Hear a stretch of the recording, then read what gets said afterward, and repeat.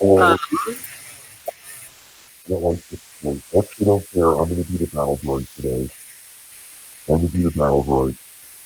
okay, well, you're still gonna need to turn the distortion down again a little bit, because I How need to... about this? Is this easier to understand me? Yes, I can understand you just fine now. Okay, Roger, Roger. All right, that's good and clear. Yes. I can understand you just fine. Um, Well, I had to say that was a really fun Lost podcast. That is Lost Media. But honestly,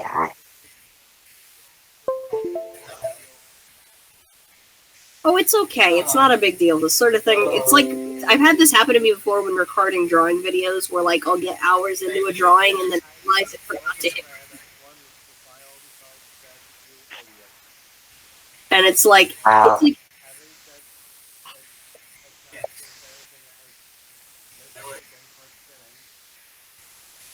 in any case.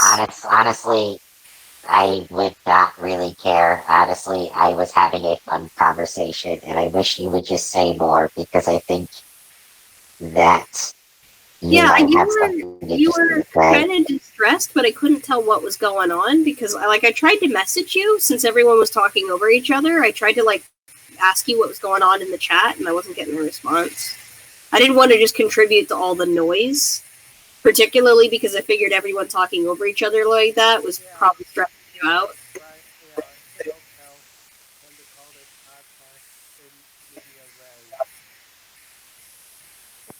Well, honestly, since G-Man and the Master Ship poster are gone, it's kind of like a new start.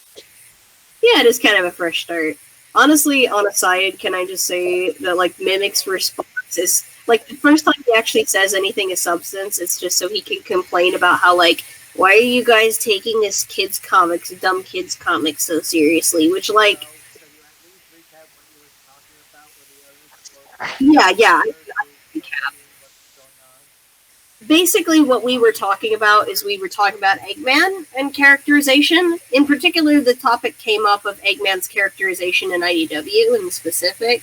And that's where we were around the time Mimic popped in. And then Mimic is like, why are you taking a kid's comic so seriously? I'm like, because we're here to talk about Sonic. That's what the podcast is for. And he's like, well, why aren't you talking about the games? Like, you know... Yeah, but it's like that argument of why are you talking about a stupid kids comic? Well, I could say that same thing about the games, and we could just not do the podcast at all, because the games are also stupid kids games that, by that logic, don't deserve that level of thought put into them. So there's also, I think, a difference between taking media super seriously and simply being analytical of media. There are things that I like and I don't take terribly seriously, but they're still fun to analyze. It can still be fun to analyze why characters behave the way that they do, or to break down how a story functions. It doesn't necessarily mean that I'm taking something super seriously. It's just kind of how I engage with and enjoy media. Basically, I do that with everything that I like. I like to sort of break down why I think things work the way they do.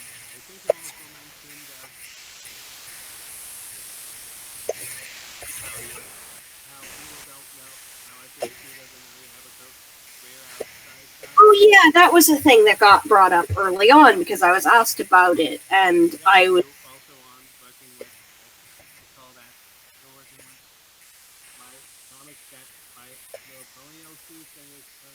Oh yeah, that was one of a number of things. One of the things on my original thing that I felt like explaining, just because it's one of those things that probably looks a little odd and stands out against the rest of my original content, is that I've been working on essentially to put it kindly, a My Little Pony ripoff that I can submit into the public domain so that basically anybody can use it. You can essentially just adapt your MLP stories with this universe, which is got basically all the same essential elements and very similar analog characters.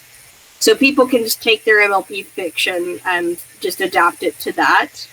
and then be able to like publish it proper because it won't belong to any one particular person.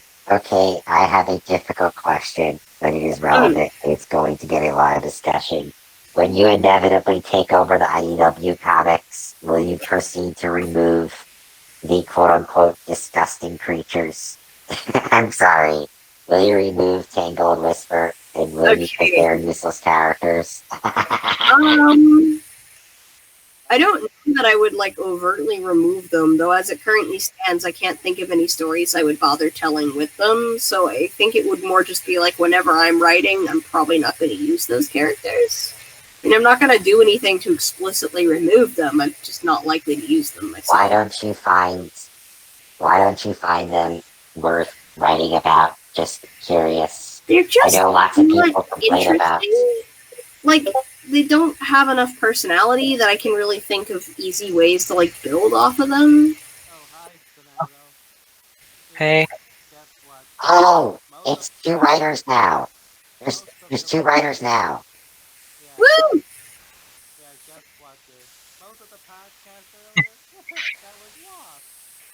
Yeah. It was gonna be better though. I saw that. There's a writer rejoin. too.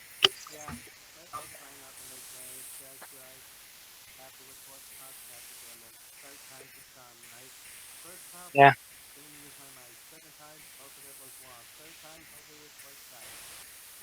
But yeah, Made sure to check everything.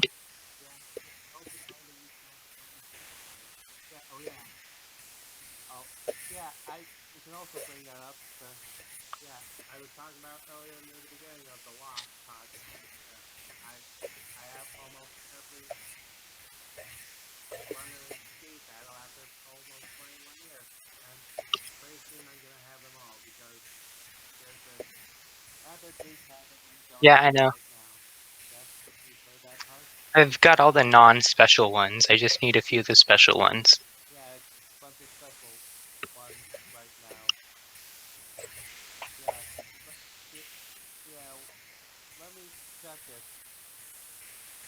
So, what were you talking about before? We were talking about characterization. yeah, We were talking about Eggman in particular, and like sort of where we feel like the better characterization is for Eggman. A thing that I brought up in particular was that I think IDW pushes Eggman a bit too far. Like in the psychotic thing? Yeah, well, like at the point, I think the moment that really... Like he's too crazy and evil? A moment I think that really put me off was this moment with Amy and Sonic in the mines, and Amy talks about how we lost a lot of people that day. Yeah, that's I'm like, a little much. Like, you're basically just essentially saying that, like, Eggman has directly killed a bunch of people, and that feels like you're taking him to a bit of an extreme, because I feel like the balance, especially if we're going to try and be sticking to game Eggman, and the kind of character I think Sega wants him to be, like, I think that, like, Eggman works a lot better as sort of a more goofy, lighthearted villain, and I was saying that personally, I've always kind of seen Eggman as essentially being a bit of a man-child who's motivated mostly out of a desire for attention and external validation. Well, that's his original characterization. That's what he was described as. Yeah. So I don't see Eggman as someone who deliberately tries to kill or hurt or torture people, but more just as somebody who just wants to be seen as this big, scary badass or whatever. He wants people to think he's cool. He wants people to pay attention to him and to think he's this amazing genius. Before 06, he went through, like, kind of an arc. Like, from SA1 to SA2 to Heroes to Shadow, he went through an arc and became less evil. Or maybe he's just too afraid of being talked over again. Well, yeah, because Mimic mostly got talked over. The last time he was in here, he just kind of got talked over.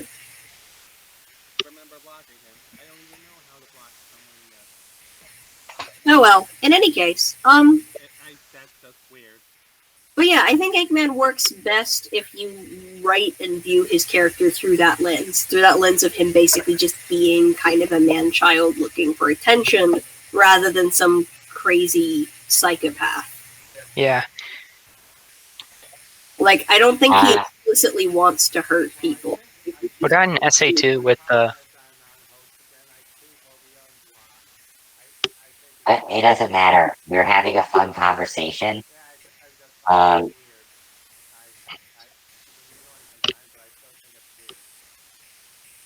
Whatever. This is a fun This is a fun podcast, so let's keep it going. Go on. Yeah. Yeah, go on. So, anyway, yeah. What do you think of his characterization in Shadow specifically? Shadow the Hedgehog, the truth be told, in terms of stuff from that game that's like really memorable for me, a lot of the Eggman stuff kind of becomes foggy in my mind just because it's not. I can comment on it. I will comment on it. That's the most memorable part to me.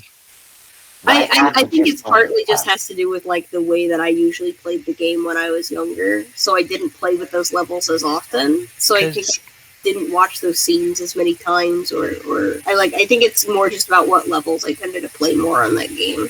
Yeah, I played all of them, like at least like a bunch of times. Droid, you were gonna comment on the. I was going to say that Eggman in that game. There is some interesting things to note that I'm not sure are serious. Particularly his relationship with Gunn is far less malicious. I mean, there's 2 missions that I find quite interesting. Maybe 3, but 2 missions I find quite interesting are Cryptic Castle, where he openly portrayed as the good guy because he's the good guy. Because it's the one time we really have a fight between the Black Arms and Eggman's forces. Amy clearly tries to let you know that Eggman's forces are clearly the side of good in this scenario. Well, actually, that's not completely true, because in one line, you can see that she's like, oh, Eggman's robots are getting destroyed. Guess he got what's coming. Well, I think that's more of like he might be on our side circumstantially, but that doesn't really mean that I care about his losses. I'm unsympathetic to his losses, even if he's currently on our side because of past experiences. Also, it is kind of interesting that in Circuit Park, when Gunn is trying to stop Eggman treats Gunn, like refers to them as geeks. He's not really angry at Gunn, and Gunn doesn't send him human soldiers. And I've heard people bring up that, like, this is evidence that this is that they imply this means that Gunn is not considered a top threat to Eggman. That Gunn does not consider Eggman a top threat to the point where they won't waste any human lives. Yeah. And I think that was, I'm not sure if it was intentional. I kind of like it to be retroactively intentional just because it provides some very subtle world building that I kind of like. Yeah. I will say this about like Shadow the Hedgehog, that game as a whole. I will say this. I think when I hear people be like, oh, that game is just nothing but over the top edge and it's so terrible and cringy because it's so edgy and takes itself way too seriously. And then I just like sit there and I remember stuff like fighting a giant slot machine robot. And I'm like, how seriously do you really think this game's actually taking itself? Do you remember the fact Shadow holds giant street signs and will get pissed if he punches like a traffic cone? Like, and also if you look at the game, there is a circus in that game and lots of kind of not just that moments. Not just that. Something I find telling is Shadow the Hedgehog's way more willing to be goofy than Forces. Think about it. One level's just casually set in a giant computer. One level set in a spooky house. One level set in a Actually, the level in the computer is probably one of my personal favorites. Maybe that's dumb. I always just kind of liked that level as a kid. I thought it was fun. I don't know. Did you know there's actually a co-op mod for that game? One player plays as Shadow, another plays as Rouge. I gotta play it. Be fun sometime. Wish I could play that sometime. Actually, one quick thing, and then I'll let you say your piece. I'm sorry, but one quick thing about that level in particular. The cutscene that leads into that level, I think, is probably a great example of what I mean when I think people think this game is more serious than it actually is. And I think in particular, because like my dad walked in at one point while I was playing this level, and the cutscene plays, and like the Chaotix are trying to hack into the computer and they can't get it to work. Shadow walks up and he just karate chops the console and it just flickers on. And my dad fucking died laughing when he saw that. Like, he walked in the room, no context really. He just gets this one cutscene out of context. And he laughed his ass off. Like, just fucking Chuck Norris'd it. Well, I think it really goes to show that Shadow was still in the same era as the rest of the early series, while still trying to be more serious. Yeah, one thing I think that people fail to see with Shadow is that, like, I think some writers kind of don't know what to do with him because they're like, Shadow needs to be serious all the time. And they equate that to, we can't tell jokes with Shadow, which isn't the same thing. You can have serious characters and still tell jokes with them. The trick is that they are not usually the one telling the joke, or at least not intentionally. Usually the joke with those kinds of characters is one of two things. Either A, it is a joke where the punchline is that the character is responding in an overly serious or unenthusiastic fashion to whatever the third scenario is. Or B, the joke is about the character being essentially an absurd badass in a way that comically makes no sense, like the Chuck Norris memes. I don't like that. How I you don't do like that. type of jokes. What? I'm just saying, I kind of like the jokes where, like, the sort of part of the punchline of the joke is that the character is, like, overly serious and or deadpan. Well, I don't think that works with Shadow specifically really all that much, because Shadow as a character is really supposed to be Sonic, but through a darker lens. Like, they're supposed to be similar. I'm definitely okay with Shadow cracking more jokes than people usually give him. I'm not saying he has to be super serious all the time, but, I mean, like, I'm fine with him cracking some snarky jokes. In particular, I think if you're gonna have Shadow crack jokes, I think that one of the distinguishing differences should probably be that Shadow's jokes are maybe a little bit more mean and insensitive than Sonic's jokes are. But, like, the both of them kind of crack jokes and are kind of snarky, but Sonic's jokes never feel particularly mean-spirited, while Shadow's jokes might come at other people's expense or just generally be insensitive to other people. And I think that's another route that you can go to draw a parallel. Even still, Shadow is, like, as a character, he's supposed to be, like, not really that mean. Like, he's not supposed to be mean. Like, he wasn't written to be mean.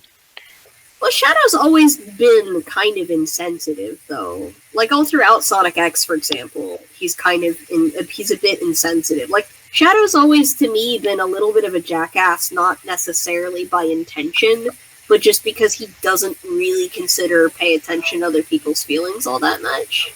Well, sometimes he does call, like, other characters in SA2 and Heroes, he calls them pathetic. Yeah, like, sometimes he insults people, and other times he's just not considerate of their feelings or their situation. At one point, when Rouge gets herself stuck in the fucking gun base or whatever that's gonna blow up, Shadow saves her, but it feels like an irritation to him. Like, he's annoyed that he has to come in and get her. And I think that's kind of the route that I prefer to go with Shadow, where he's somebody who is kind of I see Shadow as someone who distances himself from people a lot and is kind of insensitive.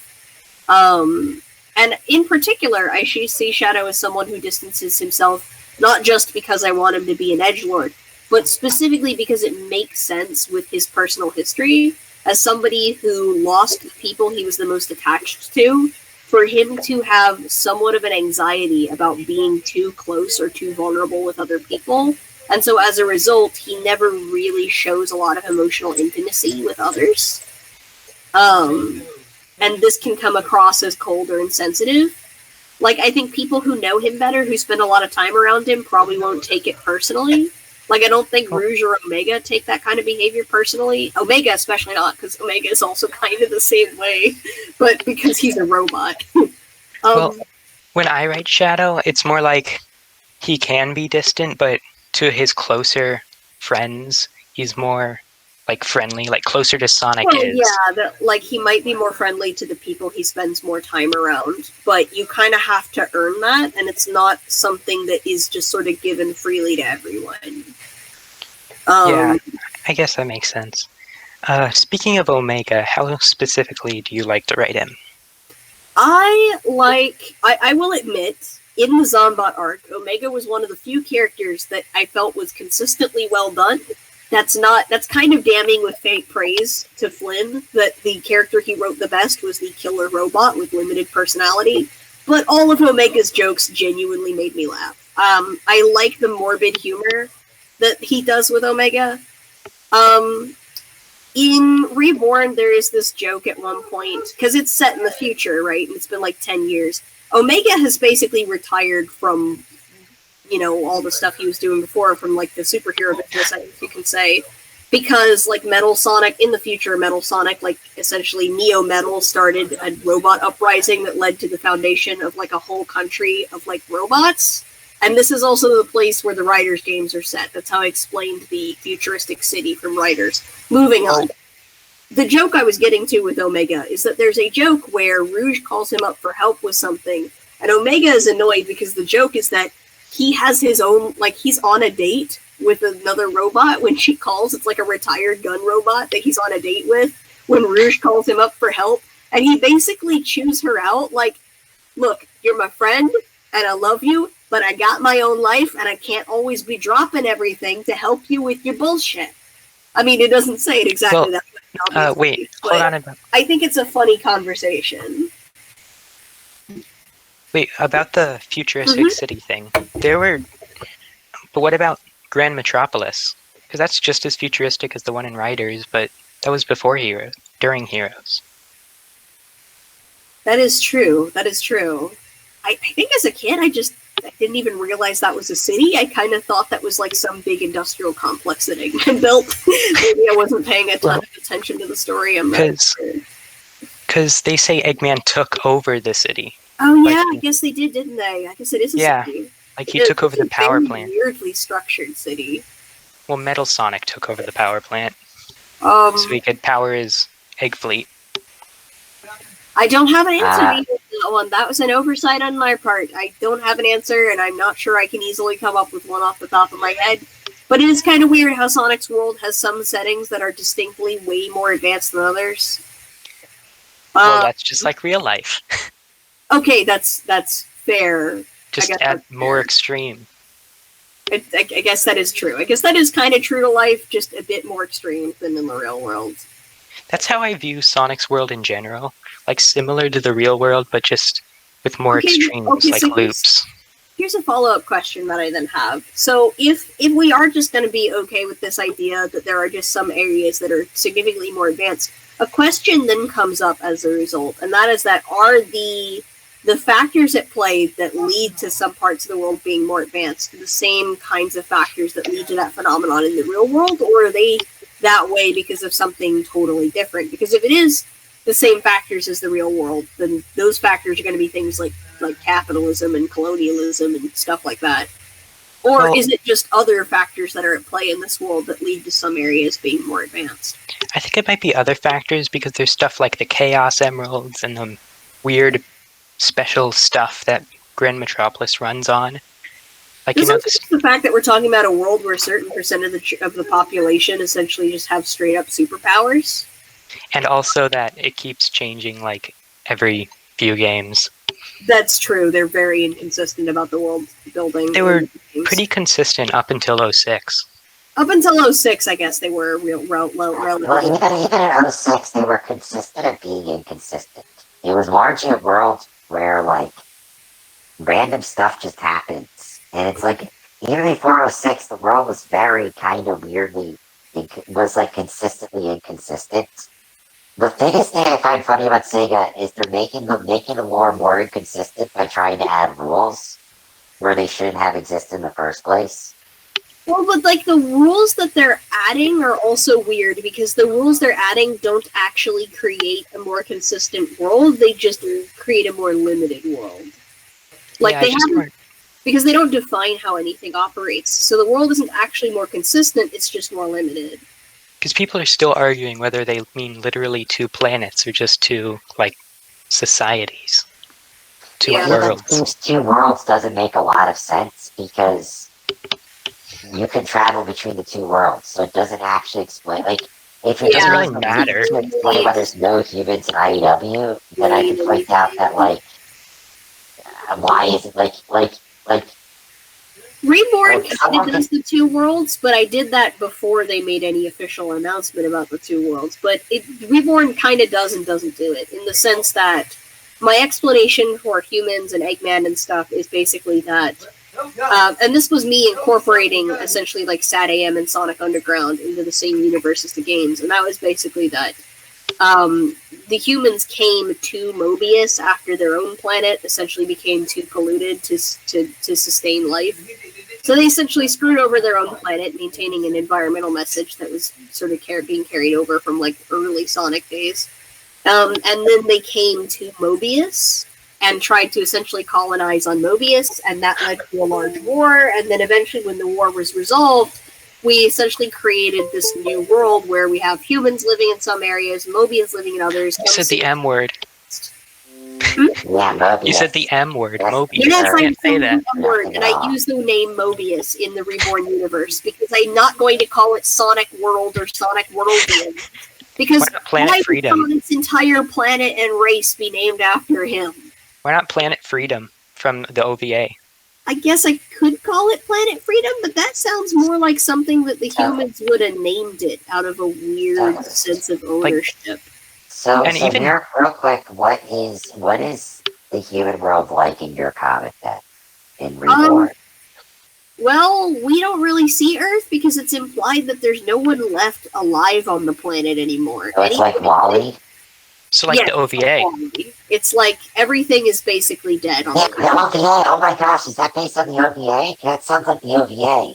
Yeah, Yeah, because OVA has two worlds too. Yeah, it is kind of like that. Where like one of them is essentially dead and abandoned, and the other So if one you were to is... ever do an OVA, does like Reborn have an OVA adaptation where they go to the human world? Because that would basically be how you would do the OVA adaptation.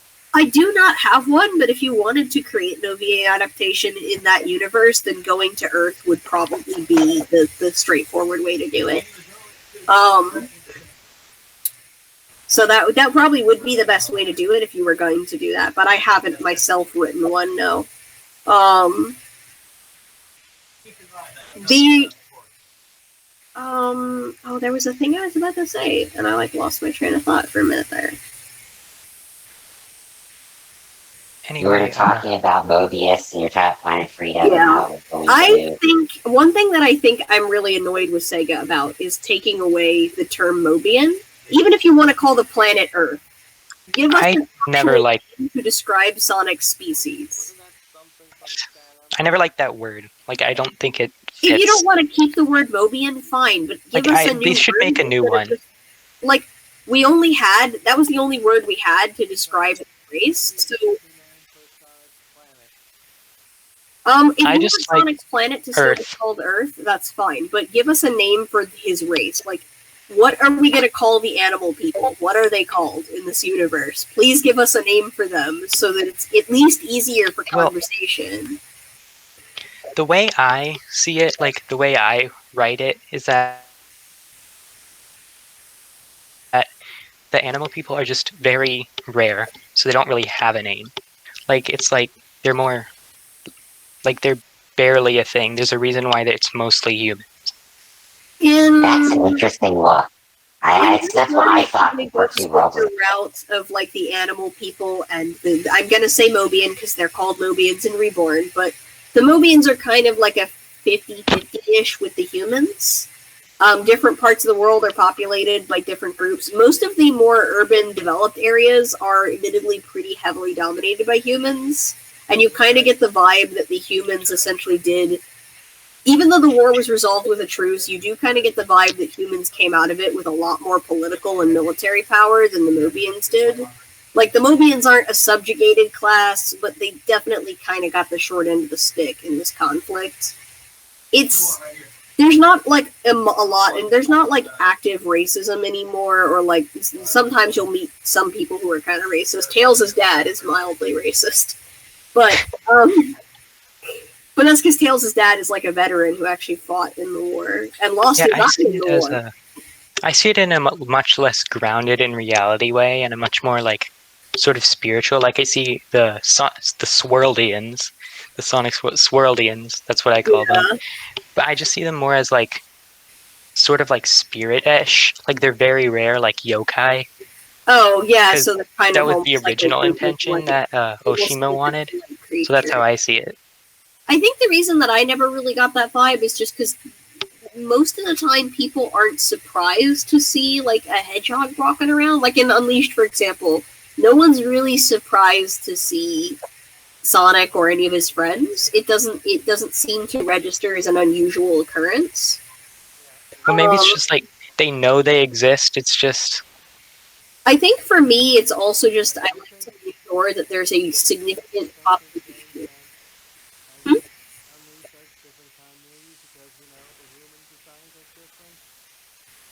Well, they mentioned the adventure games in the same continuity, even if they are not consistent with each other. By the way, I posted something in the chat. Is this evidence that Sonic is into Amy? Is this like just clear? His expression at the end just looks like. Well, the thing about Sonic and Amy is the. I really have a backlog of retro games, and I still have my mind wandering problem. So I'm feeling comfy right now with I got it all out earlier, and the laptop feeling like a huge blanket on my tummy. I'm glad that you are comfy. Anyway, How weird? How does the tummy part compare? How does the tummy thing compare to the cup thing? I don't think it. I don't know. Yeah. Anyway, maybe. So yes. With Sonic and Amy, like you were talking about that, the official statement is Sonic likes Amy, but because Sonic's got like his free spirit, he's never gonna be with her. I don't think weird. The answer is really never, just not any time in the near future. Yeah. Which is weird because. Here's the thing. I think that sentiment comes from. I'm sorry if I'm going to sound like a fucking feminist for a minute. Oh, you mean Chi-Chi and Goku, right? Something like that. But I think there's a sentiment, particularly with older Japanese creators, that like. I think it kind of comes from this sort of mildly misogynistic sentiment that having a girlfriend/wife will automatically bog you down and limit your freedom and whatnot, and sort of presenting women as essentially just like the ball and chain. We just exist to make men's lives miserable, I guess. But even that's not really would limit Sonic to me seems really silly because Amy and Sonic enjoy a lot of the same things and have kind of similar personalities. It's more like they have to like settle down so they can like have children that aren't. Yeah, but they don't need to settle down right away. You can have a relationship without any immediate plans to settle down and raise a family. I know, but that's just like the thought process they have. I know. I think that is the thought process of the Japanese creators that say like we can't have Sonic and Amy together. Because from their perspective, the idea of just having them be in a relationship without it being like serious and committed, or without it like implying an obligation to settle down, quote unquote, like I think it just comes from very kind of old school, very traditionalist perspectives on women and on relationships. And it's also very. Go on. But another part of my views about it is from you can tell from my name. Yes, on that. I prefer Sonic and Shadow. I know. Compared to you do. I can tell. I can tell from your name. I have not much, but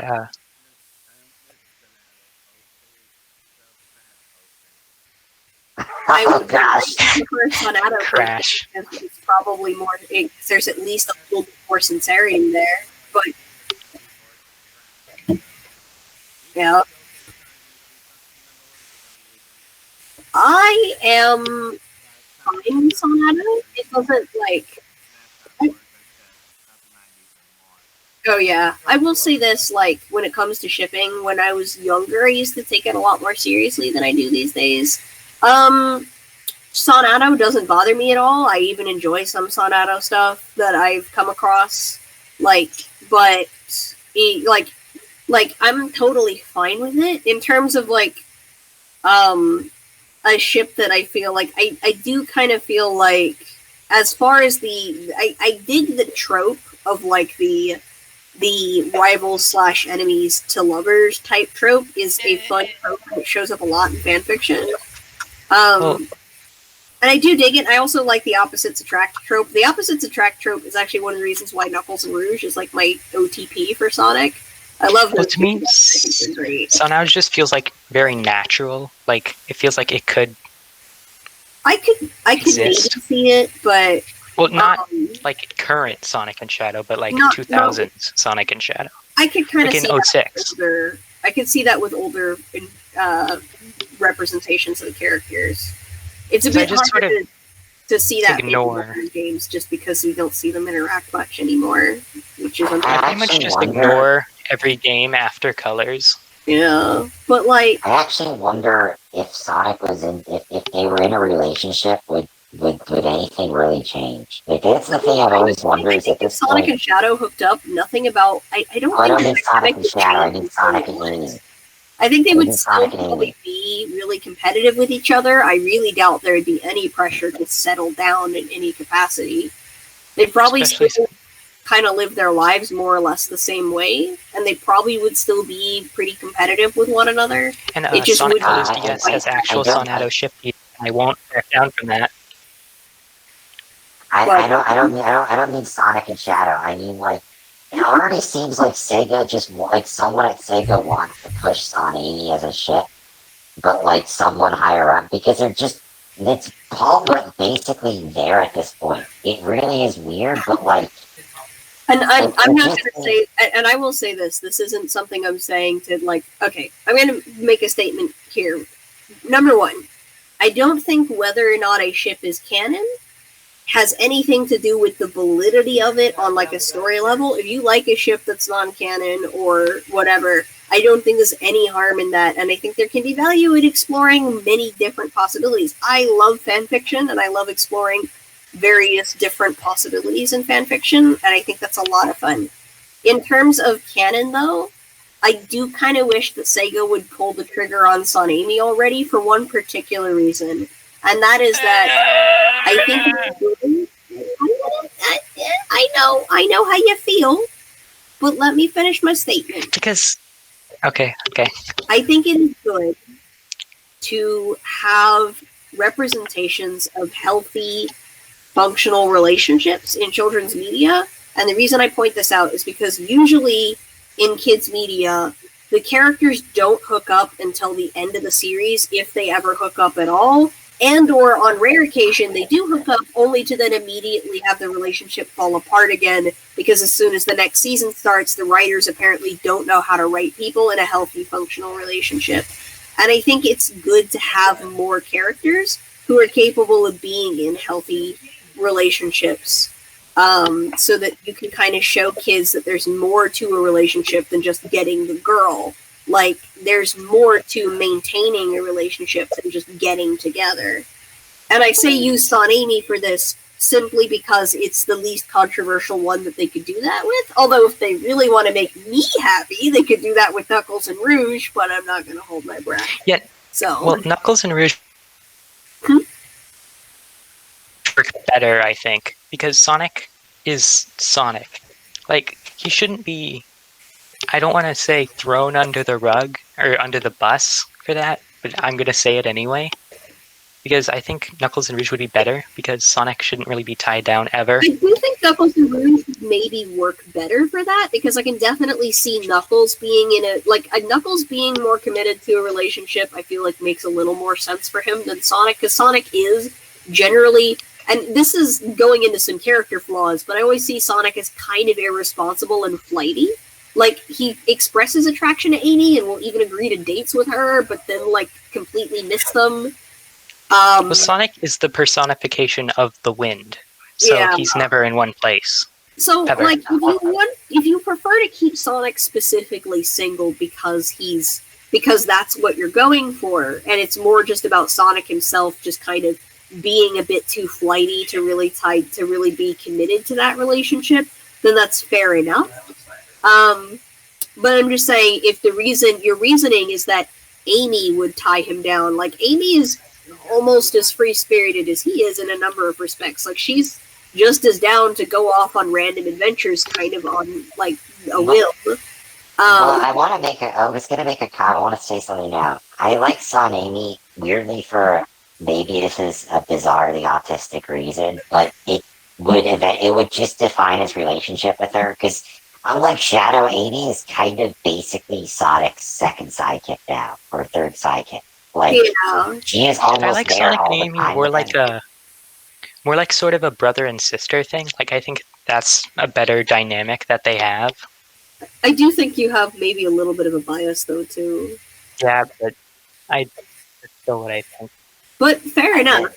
I mean, it's not that, but like, I think of all the ships, Son Amy is the one where once you pull the trigger, it's actually one of the safest ships to pull the trigger on. Because I don't think you really need to change much of anything about the way they interact. Like they can Their have interactions are almost entirely already written in a relationship. Oh It's yeah, just like this weird. It's gotten to the point where the two of them casually flirt from time to time, like in the comics, for example, and Sega's just fine with that. And like Boom had like moments where they were just straight up on a date with each other, and they wouldn't be like the central focus of episodes. But my point is that we established at this point that they go out on dates, they flirt with one another. Boom even had a joke about like where when Sonic was like being a douche because of that power suit and he was hitting on some other girls. Later when he's out of the suit, he's like, I don't remember much. And Amy's like, not even the twins? He's like, oh yeah, I remember the twins. But I mean, No. Well, Boom is a different universe, so she was his girlfriend, and he's. But Boom has kind of affected Amy. Amy kind of acts like her Boom self now. I think if Boom wasn't dead, I'm perfectly fine with Boom Son Amy. I just not really a fan of normal Son Amy. Oh, so you're talking about comparing the difference between like Boom Son Amy to say like Adventure era Sonic and Amy, because Adventure era Sonic and Amy, I think an argument against is a lot more valid. But if we're talking about like the Boom Son Amy dynamic, which I do think Boom has kind of shaped how they've started writing these characters since then, because I feel like both the mix games that came out pretty badly in the case of Shadow. Pretty badly. In that direction. If you're a Shadow fan, the Shadow's been getting the short end of the stick and been made very flat and not been giving much to Well, he was fine in Forces, I feel. Like, he was a lot better in Forces than in a lot of other modern media. There was nothing in Forces with Shadow was really a problem. But, like, for example, in IDW, in the Zombot art, Shadow apparently is such a wall of monstrous ego that he just touches the Zombots even though he knows that they are infectious. Because he just assumes nothing can hurt him, I guess. Well, it's a virus, and he's immune to all diseases. So yeah, but he doesn't say that though. They don't. Well, he say says dialogue. He says it cannot infect the ultimate life form. So yeah, but that doesn't make it clear that the logic is that I can't. You should have been a little more clear with that. Well, no, but it's a double whammy because in the later issue when Flynn tries to rectify it, Shadow still doesn't say that he was built to defile viruses. Yeah, Shadow says like I thought that I could tank it because I'm not supposed to be able to get sick. But they never mention that, and Flynn never even brings that. And look, just like, to get that for a second, I would have been fine with it, but he doesn't bring it up. He just has Shadow say, "I am the ultimate life form," and it comes across less Vegeta yeah, it comes across more like Shadow is just being a moron levels of ego, rather than him assuming that he is immune because he's generally immune to most diseases. Oh, they should have gone that route instead. Not that you have to answer it now, AAR, but if you can, at some point, can you tell me, like, how you would write Shadow? Because I know I'm curious because people just like to be you as being, like, the next writer. I really want to know. I usually like to write Shadow as somebody who I like to write him as somebody who is often kind of insensitive and doesn't let people in easily. Somebody who has kind of an ego similar to Sonic.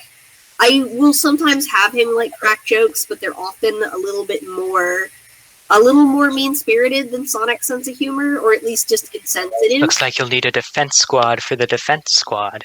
Yeah, like his humor is usually a little bit more mean-spirited and insensitive. He's kind of dismissive of other people's feelings, and this dismissiveness and mean-spiritedness doesn't really come from a place of hating people or anything, but more just coming from a place of constantly distancing himself from others. Because I think there's a sort of underlying anxiety about letting people get too close. Like, because if I let people in, then and I get attached to them, something could happen to them, and I could lose them, and I don't want to go through that again. So Well- I'm just going to kind of be a bit of a mildly belligerent douche, so that people don't try to get close to me. like the way I write Shadow is a little more softer, like closer to how he is in 06, really. Like where Yeah. he's more like Yeah, but he even can crack some in, Sorry. he can crack like some mean jokes, but he's not like, it's never on purpose. It's more he doesn't even notice it. Well, Like, that's he's true. just- I think sometimes it's unintentional. Although, in my case, usually his jokes at Sonic are intentionally kind of mean, but that's because he and Sonic, when I write them, usually just rib each other back and forth a lot. They also, when I write them, they tend to butt heads a lot, just because they are both kind of high ego characters, and so there's this intense competitiveness between the two of them that can cause them to kind of sometimes act like idiots, to be honest. Yeah, for me, it's more of a friendly competitiveness. Like, they're still completely focused on their goal. Like, Yeah. in 06, when Sonic's like, don't be late, and then Shadow's like, same to you.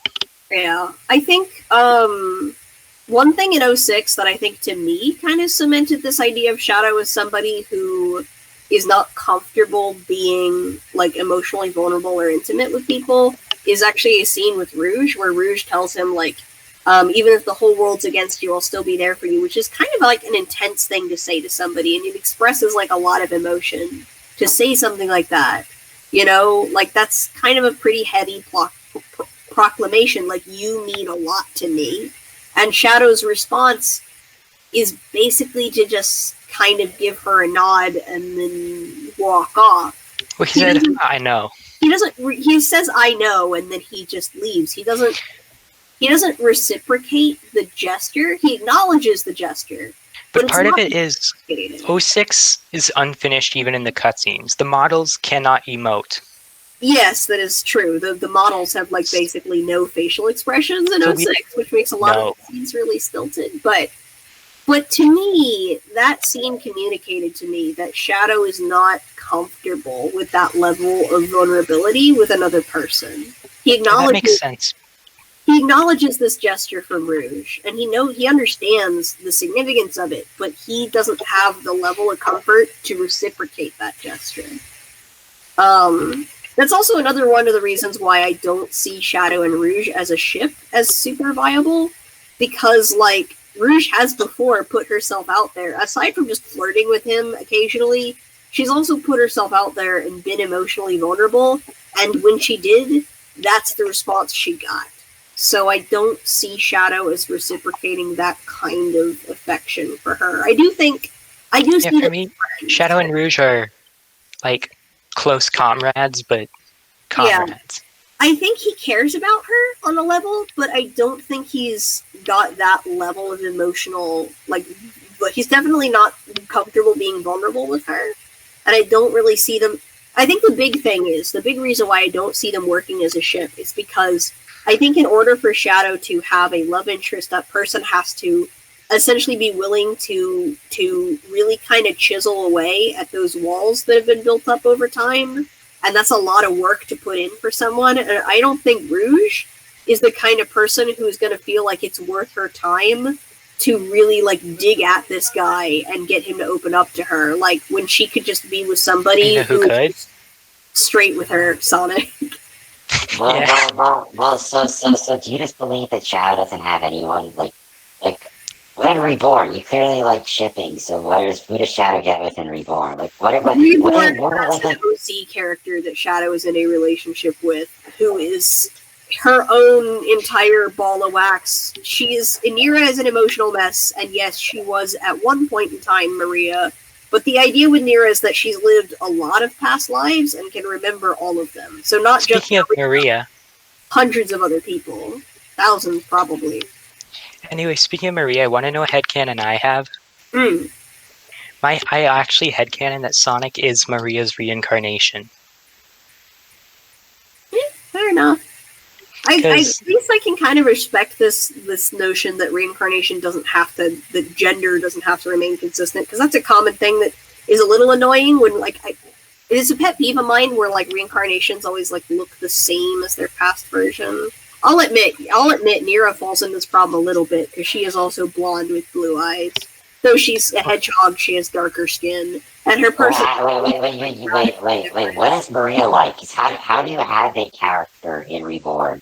So how do you make a waifu for Shadow? How do you make someone who Shadow's gonna care about? The thing with It's not Maria. Nira is that Nira and Shadow have some things in common that causes him to relate, to one another in a way that neither of them relates to other people super well. And one of those things is the fact that both of them, well, Shadow doesn't have the whole past life regression thing that she does.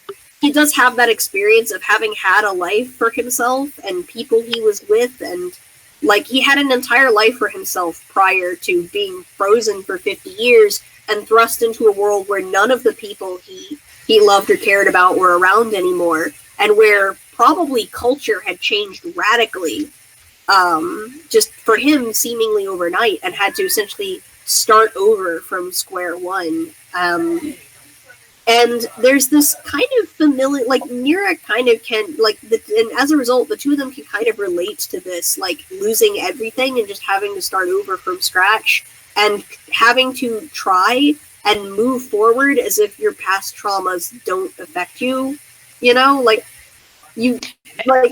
no one else understands what, like, none of the other people around you understand what you've been through, and you just kind of have to try, and you have to try and put it aside and move forward and create a new life for yourself, despite the fact that you lost everything that you knew and just had to start over.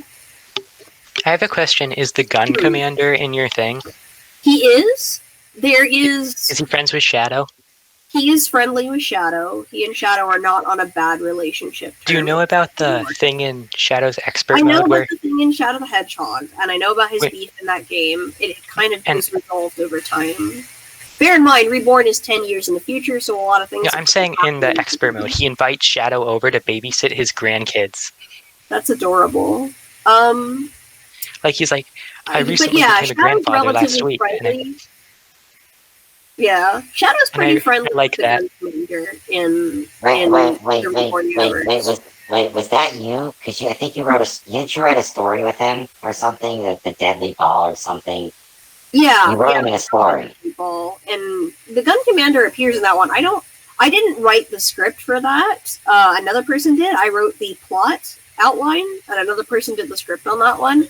I don't actually remember if Shadow and the Gun Commander really interact in that one much. They might a little bit at the end, but I don't recall. There's a thing in Reborn where Nira used to be, when Shadow first met her, she was essentially living in a gun base where she had been dropped off at this military base as a small child, and they had just kind of kept her in their custody because she had these weird anomalous powers. Particularly because of the past life regression thing, she knew a lot of stuff that she shouldn't have been able to know. And also she can read minds, so that's an interesting ability, and they were very curious about that and the limitations of that. But one person that was attached to her prior to Shadow even meeting her was actually the Gun Commander, because the Gun Commander, because again, Nira has some of Maria's memories, and so the Gun Commander enjoyed talking to her because he felt like he could connect to Maria through her.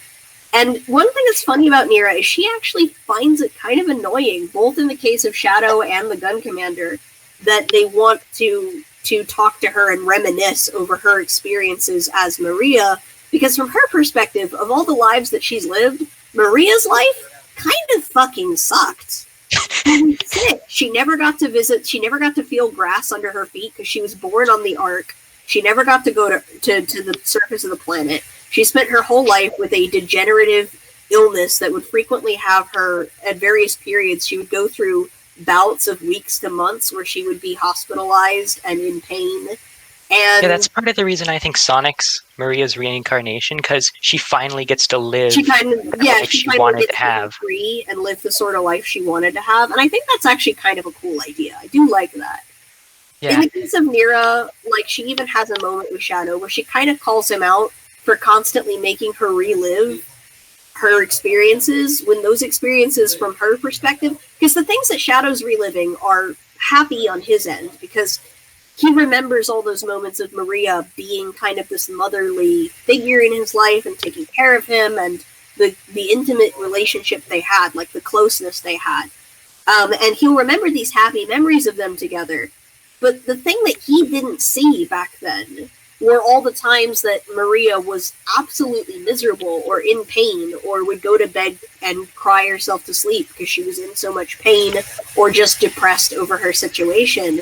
She didn't show that side of herself to Shadow, because at the time, as Maria, she wanted to support Shadow and to give him the kind of emotional support and comfort that she felt he needed, because he was basically a child. And she was trying to take care of him and prioritize his feelings. So he didn't get to see how hard her condition actually was on her, because she kept that part of her life away from him. And Nira kind of calls him out for being childish and not realizing what those experiences were actually like for her, and only thinking of things from his experience. Yeah, in my headcanon, the NIDS isn't really as deadly to her. Like, not as I kind horrible. of treat it almost like living 'Cause- with cancer, honestly. Because what we've seen, she's physically able, just weak. Like, she Yeah, can but still we also move around, only really jump, see and small snippets. destroy So, like, robots with her fists. But we also only see snippets that are from Shadow's perspective. Yeah, we only see these snippets, and we only see them from the perspective of Shadow's memories, which could A, be flawed, or B, just be missing parts. So I kind of went with the direction that this was an illness that had a habit of getting better for a while, then getting worse, then getting better.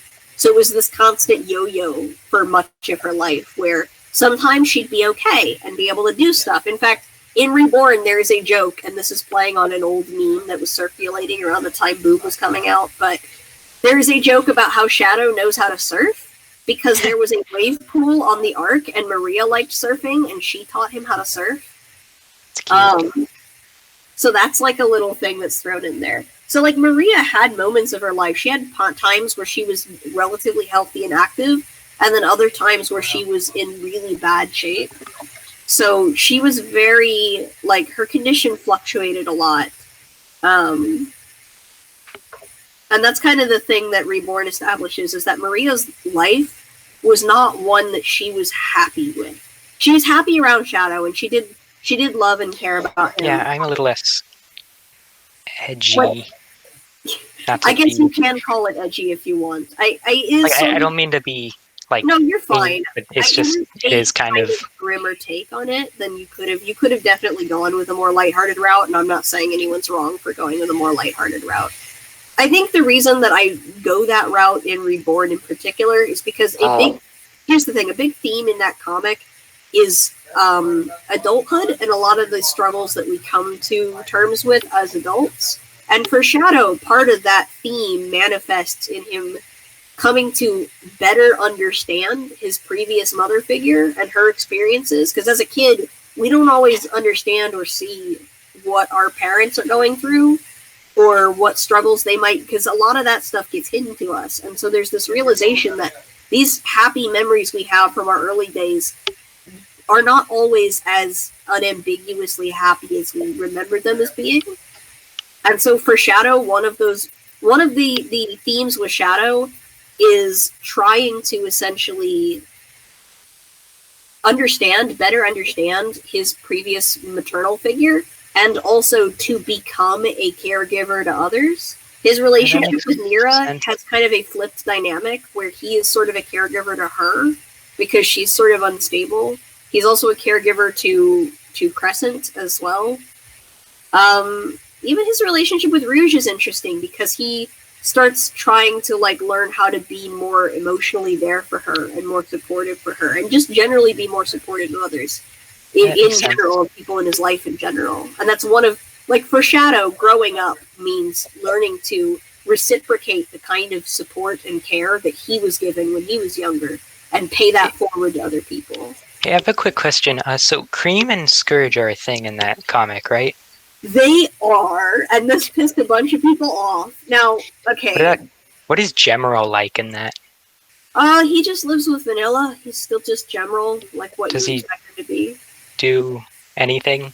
He does. There is a subplot with the Chaotix, and part of that subplot... Okay, so the Chaotix subplot does tie back into the main plot with, like, Anna and Raku, but basically, Vector, there's a detective, like a really famous detective named Jane, who moves into Green Hill, and Vector he's like, there's no way that she could have moved into our town without some suspicious purpose. She's too famous to move into a tiny backwater town like ours.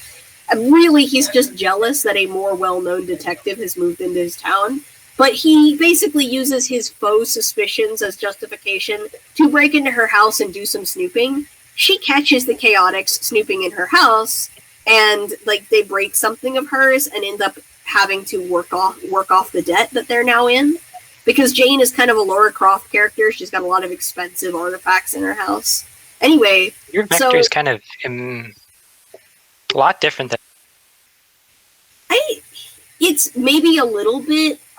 you could maybe argue it's a little extreme for Vector to break into someone's house and snoop around, but... Because I like Hero's Vector the most, where he's a calm, collected detective. Well, I'm not saying that he doesn't have those moments, but I know, but... I'm kind of going on Sonic X Vector. Let's be honest, a lot of my characterization is heavily influenced by Sonic X. Yeah, I don't really see and Vector's Sonic kind X of more very much. boisterous in X, and that's kind of where I go with him. Anyway, Yeah. So the point of the matter is they end up in debt to Jane, right? And end up having to work for her. And this ties into Vanilla because, again, we've done a 10-year time skip. And at this point in time, Vector and Vanilla are not only in a relationship, but have been in a relationship for quite some time and are pretty serious. In fact, to the point where Vector has been contemplating proposing, but hasn't really been confident enough to do it yet. So he ends up having to leave town to go help Jane with this investigation. And, like, he tells Vanilla about it, like, I'm going to be out of town, working with a colleague. But Vanilla realizes that that colleague is a young, attractive woman and gets kind of jealous and suspicious. So while the Chaotix are going on their adventure, Vanilla is kind of following along, like, snooping and trying to, like, figure out if her boyfriend is cheating on her. Which, of course, he isn't. And it's mostly played for comedy. But Gemerald assists Vanilla in her attempted snooping. Can she fly?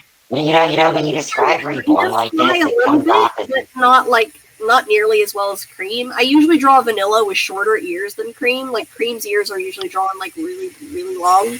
Vanilla can kind of flap her ears around and kind of get a little bit off the ground, but she's not, like, a strong flyer like her daughter by any means. It's unclear whether or not this is a lack of just general ability, or if it's just that she hasn't been practicing or anything. It's either...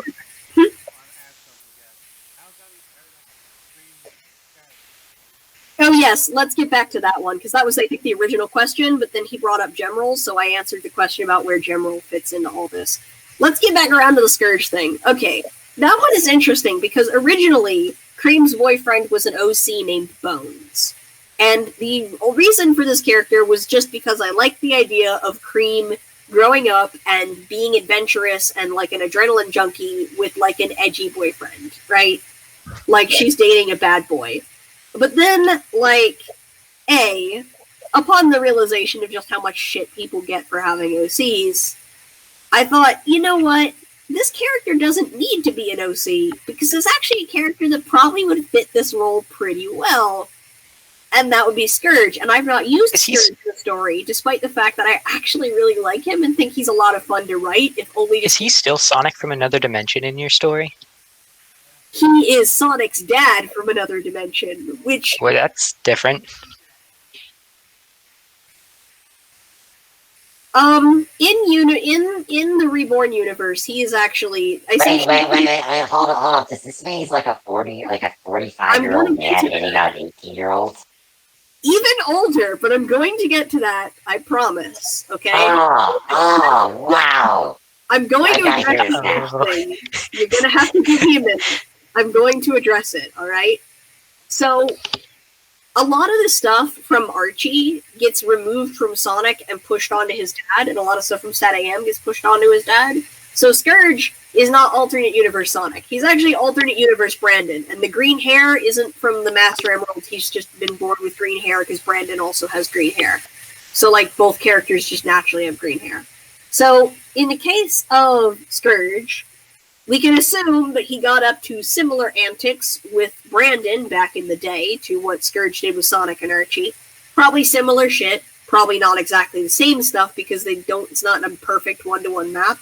But expect similar kind of shenanigans in their history. But Scourge ultimately ended up in prison as a war criminal, ultimately. He basically ended up spending life in prison. So, at some point, Raku, or villain in this comic, who's also like a powerful alien god thing, basically goes to Scourge and is like, you know what, you're really powerful, and also kind of stupid and easily manipulated, so I'll set you free, and I'll make you young again so people won't recognize you. So he's... The authorities won't recognize you. And you can have a clean slate to just live your life, but expect me to call on you for a favor in the future. Basically. How old is Cream in this? Cream is 18. Scourge is in his like 50. The thing is, she doesn't. Wow, that is power. I know. I love it. She doesn't know how old he is. He looks like a 20-year-old. He looks like Sonic. He looks like he's in his 20s. He looks young. She doesn't know that he's like fucking old enough to be her granddad. If she knew, she'd probably not be dating him. But she has no idea. She doesn't know anything about his history. She doesn't know how old he is because he doesn't look his age. For example. He looks like a young adult. He looks like he's maybe, at most, he looks like he's maybe Sonic's age, which would make him still a little bit uncomfortably old for her, but not like radically so. Sonic's like 27, Cream is 18, so that'd still be a bit of an uncomfortable age gap. But like at the worst, it looks like maybe she might have a mild case of daddy issues. But she doesn't know how old this dude actually is, or that he's a war criminal. She doesn't know any of that. And from her perspective, she sees him as, like, you know, yeah, he's got, like, a rough edges, and he's got this mysterious kind of, you know, dark past. Like, she knows that he's been in prison. Like, she knows that, but she doesn't know how long or what for. And from her perspective, she's kind of like, yeah, he has a history, but he's changed, and, like, you know, he's a better person. And, you know, she kind of has that naive idea of, like, you know, my love is gonna fix him kind of idea that younger girls often have. That, like, yeah, he was bad before, but he isn't now, you know, and he's so nice to me. But he's actually still bad. He's around me, but he's actually still... There are moments with Scourge where it's implied that he does genuinely care about Cream. Like, legit, even though the relationship is still super fucked on his end. So is he dating Cream to get back at Sonic or something? No, he isn't. Because remember, he doesn't really know Sonic all that well. Sonic is, if anything, he wants to get back at Brandon. Sonic is just Brandon's kid. Of course, once he realizes that Sonic is Brandon's kid, he starts fucking with him. But his beef is with Brandon, not with Sonic. But anyway, how lucky he was that he dated one of Sonic's best friends. Well, Fiona also got got aged backwards by Raku as well. She got the same deal. So Fiona also looks a lot younger than she is, and wait, she does. Speaking of as Scourge's ex. You were saying? Well, speaking of Sonic's parents, which canon did you go for? Okay, so Sonic's mom is just straight up Alina from Sonic Underground. She, in this universe, instead of being a queen during the war, she was a prime minister, and I changed her to a prime minister because that's an elected position, which implies a certain degree of, like, you know, gives her more agency and implies a certain degree of competency if she actually got elected rather than just inheriting power. I thought it made her seem more like an actually like active leader, whereas with queens you kind of just inherit that shit. So I thought it was a nice change to make her a prime minister instead. But for me, I've got like a couple different ones. Like I have a super headcanny one, and then I have one that's more close to the what I think would be plausible. So I'll finish my explanation of the parents real quick, and then you can say. But so basically, Alina was prime minister during the war. Brandon was really young when he got drafted into the military. He was like 14 or 15 when he got drafted because he had like really strong chaos powers, and people with chaos powers were being drafted even when they were rather young, just because that helped them even the odds against the humans who had better weapons. Brandon, he was a bit of a womanizer and kind of a gambler. But aside, his personality isn't exactly the same as Sonic. Granted, it is partly inspired by Archie Sonic, who was also more of a womanizer, which no other Sonic media really presents him that way. It was just kind of an Archie thing. But Brandon was sort of a womanizing flirt, and he liked to gamble. He played the violin. Alina and him, their relationship started out actually just as kind of a purely sexual one, because Alina was also somebody who kind of would just sleep around. It's just about me. It's just for me. I'm just doing it for me and for my pleasure, and I don't want a relationship because I have more important shit going on. I have shit I need to do, so don't expect me to be your girlfriend and take care of you because I don't have time for that right now.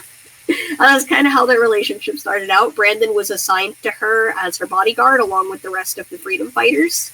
They were assigned to be Alina's personal guard. So that was like their history of how they got together.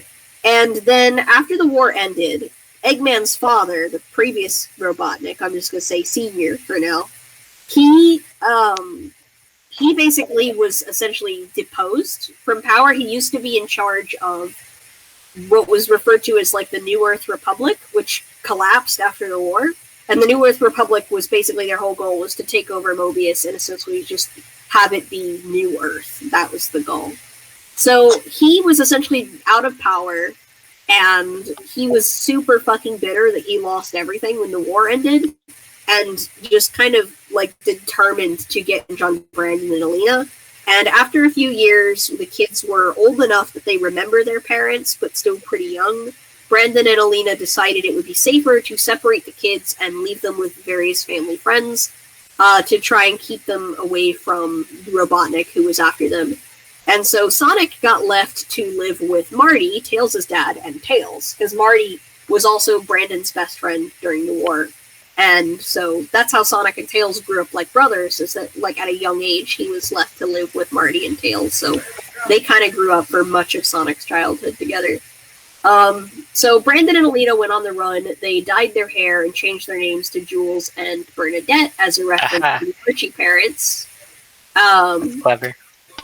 And I would say that Brandon also kind of has a bit in common with Sonic's Archie dad in the fact that he is also like a kind of grizzled war veteran by this point. I think one of the fun things about Sonic's relationship with his dad, even though they didn't have like a ton of years together, even though their father-son relationship is strained by all those years apart, I think one of the interesting things is that as a child, Sonic's experience of his dad was as of somebody who was constantly overly cautious and constantly trying not to draw attention to them and never let him do anything fun. And he didn't understand or relate to his dad at all. And it's so funny, I think, just because his dad used to be a lot more kind of wild and carefree and rebellious, but Sonic didn't get to see that part of him. He got to see the worried... Oh, that's why in the second issue Marty's all like, you look familiar, okay. Yeah, there's that line you look where like Marty, one of my kids. Yeah, Marty says one of his to kids. Strike, you look, in chapter 2, Marty says to Strike, he looks at Strike over the dinner table and he says, you know, you look familiar, you remind me of my oldest. When he says that line, he's referencing Sonic, because Sonic spent so many years with Marty that Marty thinks of him as a son. So when he says my oldest, he's talking about Sonic. He refers to Sonic as his older kid. basically, because he raised Sonic for so many years that he thinks of him I'm as surprised no one ever else noticed that line. Like, I would have thought someone else would have noticed that, like, world building line. noticed that little line and picked up on the implications there. Not only that, but it's followed up by, like, when everyone is sort of grossed out by the glass eye trick, they point out that Sonic was one of the few people who ever laughed at that joke. This is my good eye joke, as actually you have my husband to thank for that. I think it's a very I think it's a very fun, like, dad joke. And it also just draws attention to the fact that Marty has a glass eye, which isn't necessarily important to anything. It's just kind of added characterization. It's just a neat little thing to know about him. Marty having a glass eye was also inspired by the fact that Tails' Archie dad had like an eye patch. I thought the glass eye was more realistic because I have also since learned that if you don't get a glass eye, horrible things will happen to the empty eye socket, including infections and it can collapse and deform your face. Yeah. So you really do want to have a glass eye. So eye patches are really not that cool. Like, maybe you might wear it just because you think the glass eye looks weird and you don't want people to see it, but you really should be putting something in there for structural support if you lose an eye. And I think that Marty having a glass eye is also just a bit funnier, honestly, than like an eye patch, and it makes him seem... I think that if he had an eye patch, it would seem more like grizzled and tough and scary, whereas I think the glass eye gives him a slightly derpy look, and if anything, just makes him more kind of cute and endearing. Like, I didn't want Marty to be like some grizzled, scary, intimidating character. I wanted him to feel very warm and friendly and comfortable and funny, you know? Like, I wanted Marty and I wanted the scene with Marty to feel very warm and homey and inviting. And I didn't want things that would make Marty seem more intimidating. So that's part of the reason why I went with the glass eye and not the eye patch route, because I think the eye patch makes a character look more scary. Learning about Reborn, I thought it was gonna be like it's sort of like that meme of what I read, what I expected, what I got.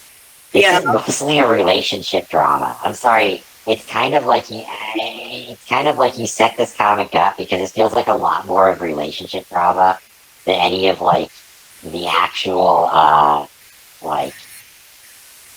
sort of like edge fest. Well, I mean, I guess there is edge, but most of the edge seems to come from like complex relationships, and it's done from like trying to shock the audience.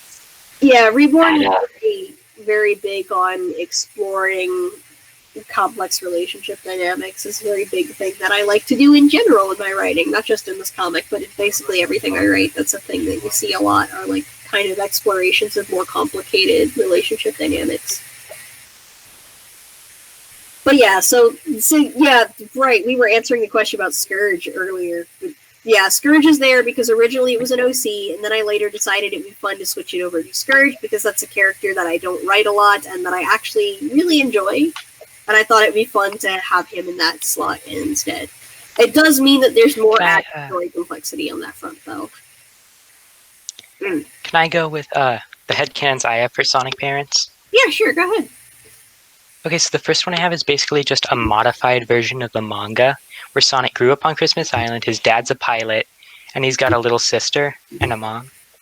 But then, you know how in the manga Sonic had like a... Oh yeah, I did actually do a redesign of Sonic's sister at one point. Like, I did draw a design. Well, you know how in the manga Sonic like has an alter ego? Yeah, he does. I assume that you ditched that part, just because I would think... I actually made a little brother instead. Oh, you just turned it into a little brother. That works. Sonic's got two little siblings. That's cute. But then, my other headcanon is a lot more crazy. We're basically... Oh yeah. Continue. So, Sonic, Alina is his mom, and he was royalty, but he got separated when he was really little. And then he ended up on South Island. You know Tiara from Sonic Extreme? Basically, she and her dad, in this, Tiara replaces Sarah from the OVA, and her dad is the president. from the OVA. So Tiara's dad is the president. So Sonic ends up there, and they basically adopt him in this crazier AU. I think there was something I might have posted some stuff in the chat, but I don't know if it ever got discussed. So Nano, by the way, if you want at any point you can if you want you can like message me on Discord and I'll send you. I actually have pictures of like the manga sister that I redesigned, and you can see the design I did. Wait, I've seen I think I saved it on the thread. I might have it on. You could post in the chat. You can post in the chat. I don't know how to post pictures in the chat. That's what I was going to do, but I actually don't know how to do it. But if you've got the picture, you can do it for me. I'll go post in the thread. Yeah, he's gonna do it. But my use of sorry, I'm interrupting you again. yeah, so yeah, in this one, Tiara is basically like Sonic's adoptive sister, and then Eggman shows up. In this, like Eggman shows up. This is where they first meet. Like, because Sonic 1 isn't Sonic and Eggman's first battle. That's canon. Yeah. So their first battle, Eggman attacks South Island, and then Sonic and Tiara team up and go up against him, and it's sort of like a adaptation of Extreme. But Sonic's younger. That's an interesting one. My reason for going with Manic, Sonia, and Alina has a couple of factors involved, and one of them is a very kind of personal meta thing that's kind of funny when I explain it. But I guess I'll explain the two more like sensible ones, and that's because like I feel like Manic and Sonia had pretty well defined personalities. Like they were fairly well fleshed out characters. I also just always loved Alina's design like a lot. So like I've always liked them aesthetically, and I always thought their designs were good. And the other thing is just that people shit on Underground a lot. I liked it as a kid. I did. Like I liked Sonic X more, but I liked Underground too. Personally, I don't really like Underground all that much, so I didn't. I get why people don't like it, but I don't agree with those people who are like Underground is the worst cartoon. It's even worse than well, they're like tamers. It's not worse than Azoth. Azoth is just absolute garbage. If you enjoy watching Azoth, their highest, fine, but House is better at their highest. Yeah. Like, have you seen the Chaos Emerald arc of Adventures? Azoth, you mean? Yeah. I've not watched a lot of it because I really can't tolerate the show for me. The later seasons are actually a little more grounded. Like the season 2 I can maybe try it sometime, but if you want to... I don't think there's another season. I think it's all just one 65 episode. There is there's 2 seasons. Yeah. Underground got 1 season. Now it's got 2. Yeah. I think the problem is that AR might have a point where I think that Azoth gets way too much credit. Like Azoth is kind of overrated. People give it credit for its value as an ironic watch, and I feel like I don't feel like anyone who worked on that show gave a shit or was really trying. And I think that's part of why I don't really enjoy it. Like, I think if it was bad, but it felt sincere, I'd probably be able to enjoy it more. But I don't feel like there was any sincere desire to make a good show here. And I think that's what bothers me. Well, the show actually grows over time. I'm sure it does, but even still, like, I don't know. It still leaves such a sour taste in my mouth that... Like, Tails becomes a pilot. Yeah. It still leaves such a sour taste in my mouth that it would take a lot to endear me to it. Yeah, there are these 4 episodes. But, there are these 4 episodes. They outsourced them to Sonic X's animators, actually. But, basically the plot is Eggman wants the Chaos Emeralds, so Sonic and Tails have to go...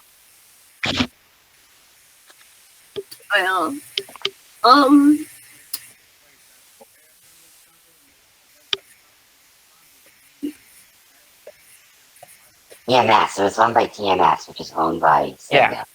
That's really interesting. Did Yeah. not know that. I might check those episodes out just out of curiosity. You piqued my curiosity. So it looks nicer. Sonic looks a lot more like classic Sonic. I may give them a chance. I posted the images in the chat. Yeah. So- I posted the image. Oh yeah, the thing I was going to. Oh yeah, you were sharing the picture I did of the manga sister, the design that I did for her. The thing that the like more personal meta reason, I guess, that I was gonna say, for why I picked Manic Sonia and Alina to use, that I was gonna get at is that, okay, so this is going Just to more familiar with the manga sister. so bear with me here, but when I was like just getting into the fandom, like the first OC that I created was this character named Mace, and he looked really similar to Sonic, but he had like a yellow neck fluff. It wasn't a great design, but I decided that I would justify the similarity by making him Sonic's nephew. I didn't want to make him Sonic's son, because the yellow, like the golden neck fluff, didn't really make sense as something that would come from Sonic and Amy, and I absolutely had to have them together because I was really hardcore shipper at the time. And also, I was also at that age where like all of my ships were straight, and every character needed to have a partner and needed to have kids, because that was the level I was at as a young heterosexual girl who grew up in like a Catholic home. Anyway, not that I ever injected religion into anything I wrote. I'm just saying that's kind of where I was at that age. So I made this Sonic's nephew, which means I needed to give Sonic a sibling, and I didn't know about Underground yet, so I made up a brother for Sonic. And then later, as I actually ended up fleshing out that brother, like a while later, I made that brother kind of this, like, first he was sort of this like skater boy character that then later evolved into like, you know, like kind of stoner hippie dude, also with still skater boy stuff, but like he evolved into like this stoner hippie dude musician, like street musician. And then at that point I was basically manic. Yeah, I was gonna say at that point I realized, because at that point I'd been familiar with Manic for years, and then one day it suddenly a light turned on. I was like, wait a minute, this character is just fucking Manic with a different name. Just make it Manic. So that's how we got Manic. Is that was he green? Huh? So I had like developed. I was gonna ask, was he green? He was blue. He was the same color as Sonic. They were identical twins. But like I realized at a certain point that the character I created was just fucking Manic. I was like, just make it Manic. Like, why didn't I just turn it into Manic? It was so baffling to me when it occurred to me, because then I was like, why didn't I just make that change sooner? Why did it take me this long? Because at that point, I'd been familiar with Underground for years, and I'd liked Manic and Sonia. So I was like, why didn't I just use Manic sooner and just change it to Manic? Because I basically just turned this character into Manic anyway. So Manic in Reborn is, as I described before, kind of this like stoner hippie street musician. He's definitely less like confrontational than Sonic.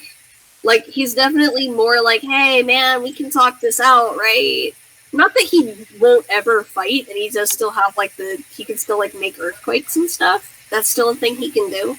But like compared to Sonic, he's very like, I'm a lover, not a fighter. You know, let's just try to talk this out. And kind of doesn't like confrontation all that much. He kind of just wants to like chill and have fun and good vibes, guys. And sometimes this becomes a character flaw. There are moments where he does kind of shy away from situations where he really should be like actually like, you know. On the flip side, Sonia is kind of the opposite. She sort of has this like on top boss bitch persona. Like, Sonia is very like, I'm always in control of all things at all times kind of character. She's very, very assertive, which kind of places Sonic somewhere in the middle between his siblings.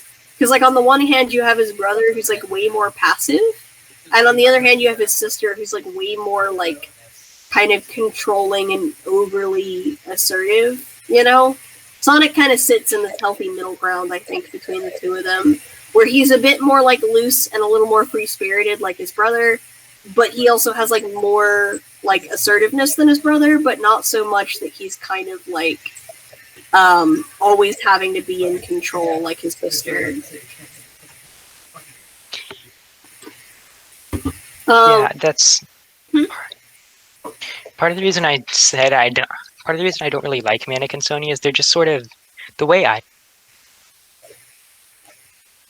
Say again?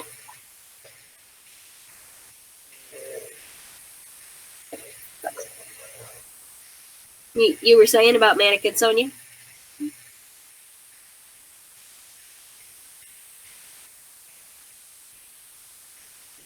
Hey, AR, I have a random question for you.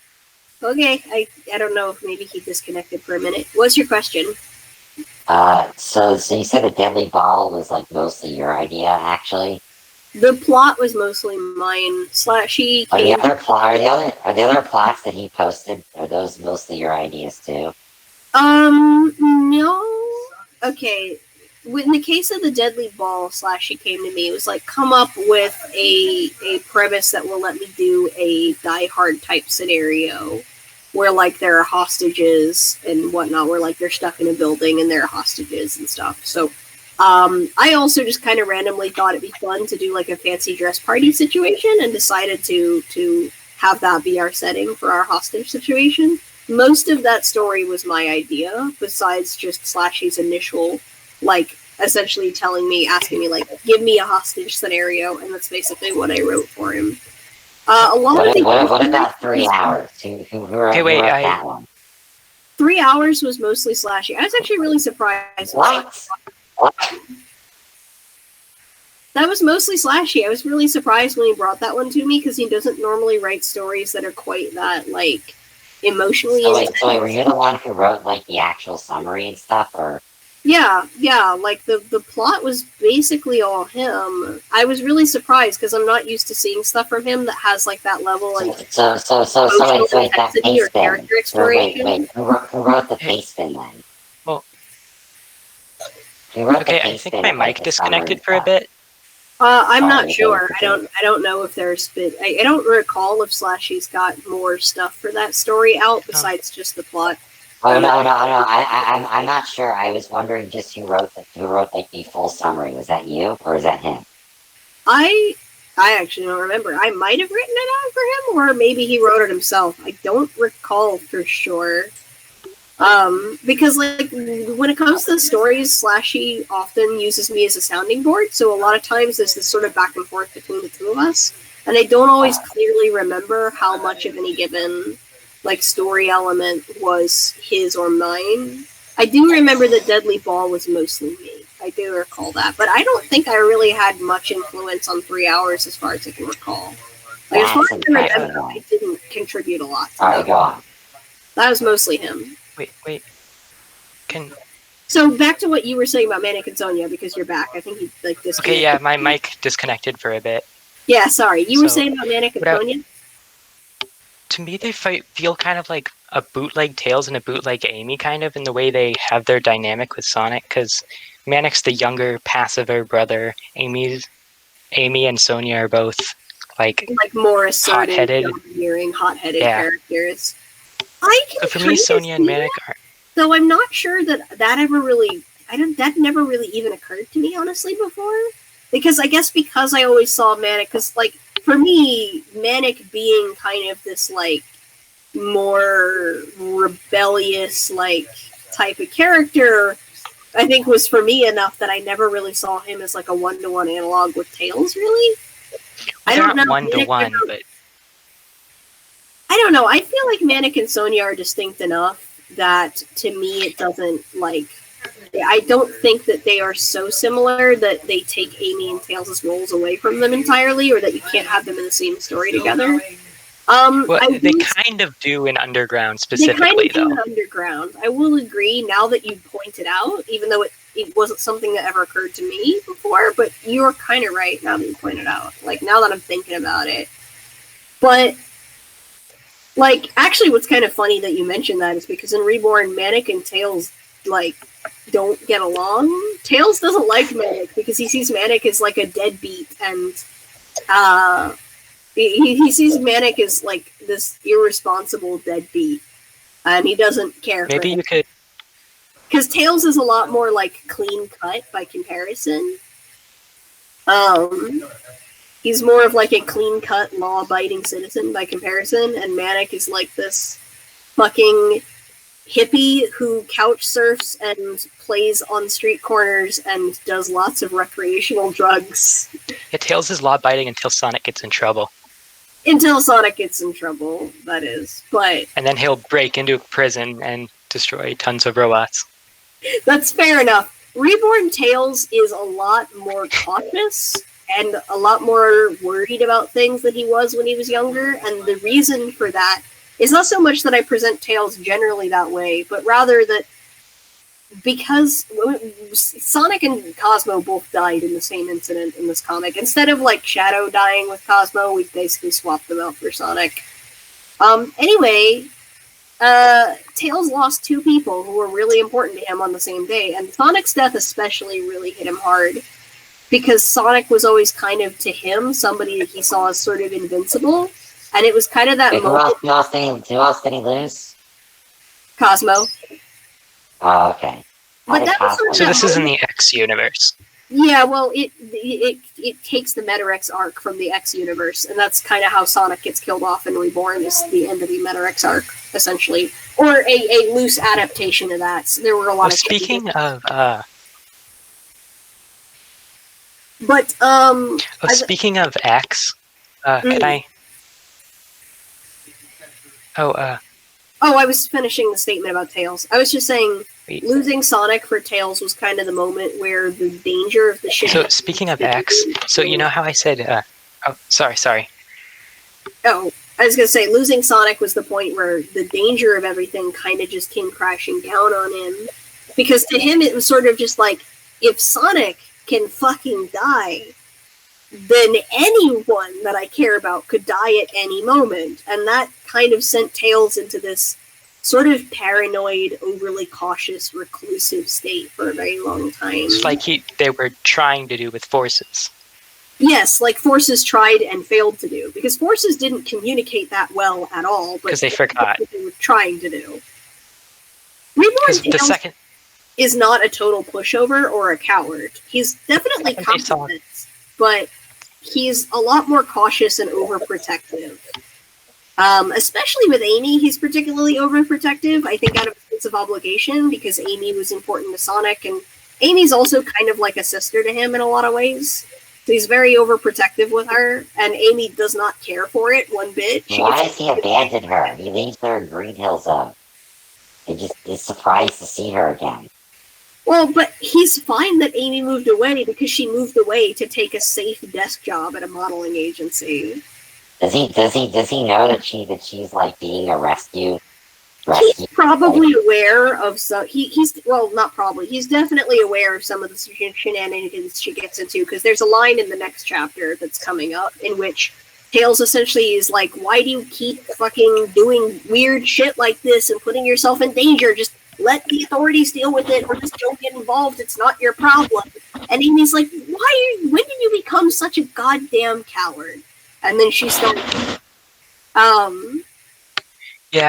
anyway, one thing I was about to say is... he's been trying to prevent her from doing crazy shit like this for years. And sometimes he's more successful than others. Yeah, so... You were saying? You know when you mentioned like how Tails thought Sonic was invincible? Yeah.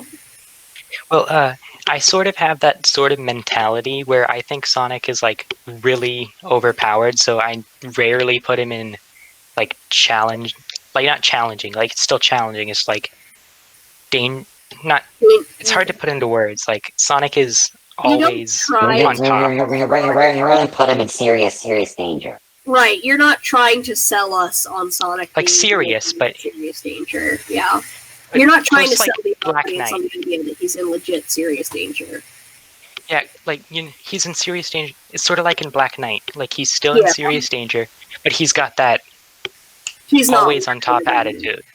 Well, I think that part of the hook of Reborn in general, I guess, is the fact that Sonic has been grossly depowered. He still has a lot of his same abilities, but his freedom is so heavily restricted and limited. Yeah, I'm not a fan of that. Sorry, I just. Ugh. I like Sorry, exploring characters in scenarios you wouldn't normally see them in, and honestly, seeing a powerful protagonist depowered is probably one of my favorite tropes to see, because I think it can be very interesting to see how characters react when things that they take for granted as a given are stripped from them. Really, personally, it's like the exact opposite. I'm not comfortable with that sort of stuff. Okay, I have a why some question. people aren't, and that's also why I say that I understand why Reborn's not for everyone, because I think that there are some people who find the comic uncomfortable explicitly because it puts these characters in situations where they are stripped of these sorts of things. I think the fact that Sonic is stripped of his freedom and autonomy, the fact that other characters have to work shitty day jobs to pay bills, and other real world adult problems have become important to them, makes people kind of uncomfortable, because I think some sort of stuff. I have a question. Okay, random thought. Why does the Metal Virus story? Does the Metal Virus story do this well? And if not, why does it fail? Because I don't really ever get that impression that it really put. I never feel believable. I don't think anything Slashy writes ever really depowers Sonic in any significant way. Oh, I didn't mean that. I wasn't talking about. I was talking the Metal Virus story. Oh, you're talking about the Zombot arc. Sorry, I thought you were talking. For a minute, my brain was going to Slashy's Virus Island thing. You're talking about the Zombot arc. I think the Zombot arc fails to actually have this. It tries to deal with this with Sonic, but I don't think it does it effectively because Sonic, for one, never really the biggest struggle we see him dealing with as a result of his infection is that he gets increasingly more tired because he can't stop moving. But aside from being tired, there really aren't very many other consequences of being infected. He's just kind of exhausted, which fair enough. But one thing. But I wouldn't say it's the kind of story where we get to see the character actually break and then learn something as a result of how they respond to that situation. I think breaking and rebuilding characters, I'll admit, some people, it's not for them, and I get that this probably makes me... Yes, it makes me sound like a sadistic writer, but I think it can say a lot about a character to see what happens when they break, how they break. It's interesting. Well, I actually have a story. Can I... Yeah, go ahead. So, I have a story right now that I'm working on where basically it puts Sonic in sort of a uncontrollable state, but he's not depowered. Basically, his chaos powers, which are the source of all the speed in this, they're going all out of tune with himself. So it's he's in this state where he's just suddenly warping everywhere, and he's moving around, and he's sort of getting a little confused about it, but for most of the story he's knocked out. Yeah. Actually, you mentioning the chaos powers thing, because eventually it just splits from him. It gets to a point where he just and so then everyone else has to do it because Sonic's out for most of it. Oh yeah, Reborn actually operates on that same mechanic, by the way, with the chaos powers, where Reborn actually even has a word for people with chaos powers. They're called conductors. Sonic is considered a high-level conductor, so was his dad. Shadow is the highest level conductor ever recorded, for obvious reasons. But the conductivity level isn't like the Dragon Ball Z power level, where it's how strong you are. What it's actually measuring is how much chaos energy your body is able to conduct, how much it can channel at a given point in time. How much energy you can channel at once. Higher level conductors can go super, lower levels can't. Even people like Tails and Cream are actually conductors, that's how they can fly. But their conductivity levels are much, much, much lower. So aside from flying, there's not a lot else they can do with it. So basically any movie is weird anomalous powers, that's where it comes from. And being somewhat conductive is kind of common for Mobians. High-level conductors aren't super common, but low-level ones like Tails or Cream are relatively commonish. Yeah, for me, chaos is like a life force, Wow! and like Hold up. wait, I'm sorry, but there's one line in GTMs I'm actually playing the game right now. Where Share Sonic is like repeating Shadow's dialogue in a very childish voice, like nee nee nee nee. oh yeah, It I just hate that. sounds I so hate childish GG. even for him. It is like I'm not unbelievably just familiar with the story in this game, but you already told me that at some point Sonic said, "I'd like you more if you were dead," which automatically puts me off because that's a really cool. well, even apparently even Tails says like, "No, Sonic, that's code even for you." He's like, "I'm not joking." And I'm just like, that just sounds like Yeah, I was just saying, kind of mega douche there. Sonic It and feels like Shadow they just and don't like Reborn- Shadow in that story. Yeah, in case you were wondering, by the way, about the relationship with Sonic Like they're and Shadow, and self-inserting Reborn. themselves into Sonic, which I don't like. It's a fan game. They did actually have to put in Shadow. They could have put in like Amy instead. Yeah, they But could have just like, used a different character. But in any case, Or they could have, or in Espio. Reborn, the Espio would have worked between perfectly Sonic there. and Shadow, is- yes, that's true. Go on. Sorry. in Reborn, the dynamic between Sonic and Shadow is kind of funny in the sense that it's almost like a competitive, disgruntled coworker dynamic. Because, like, the two of them are on opposing sides and they're supposed to be fighting each other. But the thing is, neither of them like or respect the people they're working for, or even really take this conflict super seriously. So a lot of their fights kind of just boil down to them getting on each other's nerves and being annoying. Like, they don't hate each other. You know, there's no deep-seated animosity. They just kind of constantly, like, get on each other's skin because they're both pretty bored, honestly. Because they've been at this for years, and it's just kind of like the same shit every different day, you know?